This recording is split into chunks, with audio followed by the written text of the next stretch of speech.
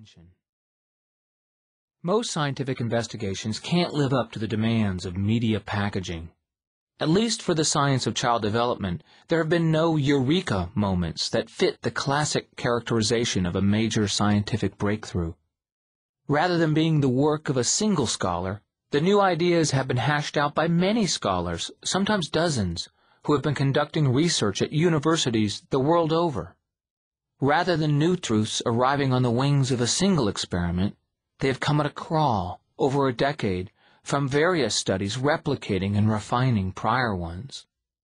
The result is that many important ideas have been right under our noses, building up over the last decade.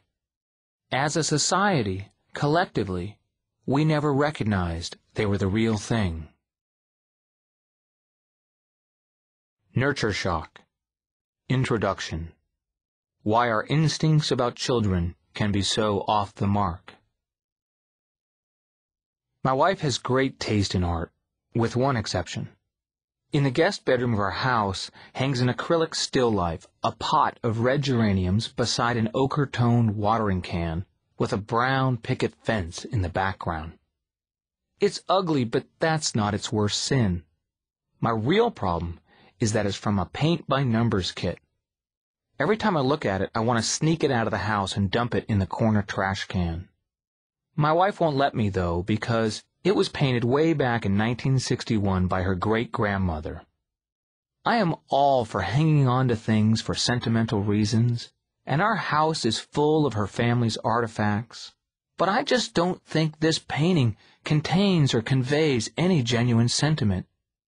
There was probably a hint of it the day her great-grandmother bought the paint-by-numbers kit at the craft store, a glimmer of a more creative, inspired life.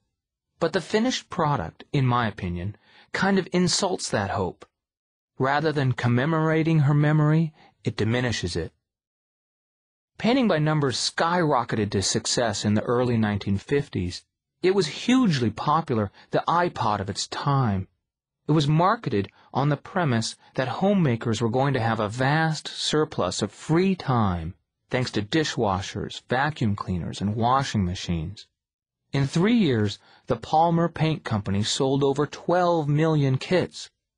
As popular as the phenomenon was, it was also always surrounded by controversy. Critics were torn between the democratic ideal of letting everyone express themselves and the robotic, conformist way that expression was actually being manifested. The other day, I was trying to remember how I felt about the science of child development before Ashley Merryman and I began this book several years ago, when all of a sudden that painting of potted geraniums popped into my head. I had to go home and stare at that ugly painting for an evening before I could figure out why, which I ultimately realized was this. The mix of feelings engendered by paint by numbers is similar to the mix of feelings engendered by books about the science of children. This is because the science has always carried with it the connotation that parenting should be by the book. If the science says X, you're supposed to do X, just like paint by numbers instructed hobbyists to use corn silk and burnt umber for the handle of the watering can. So if a few years ago someone had told me, "You really ought to read this book about the new science of kids," I would have politely thanked him and then completely ignored his recommendation. Like most parents, my wife and I bought a few baby books when our son was born.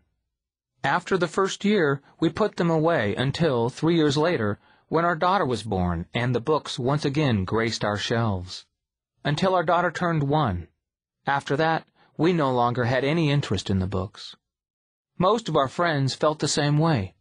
We agreed that we didn't parent by the book, nor did we want to. We parented on instinct.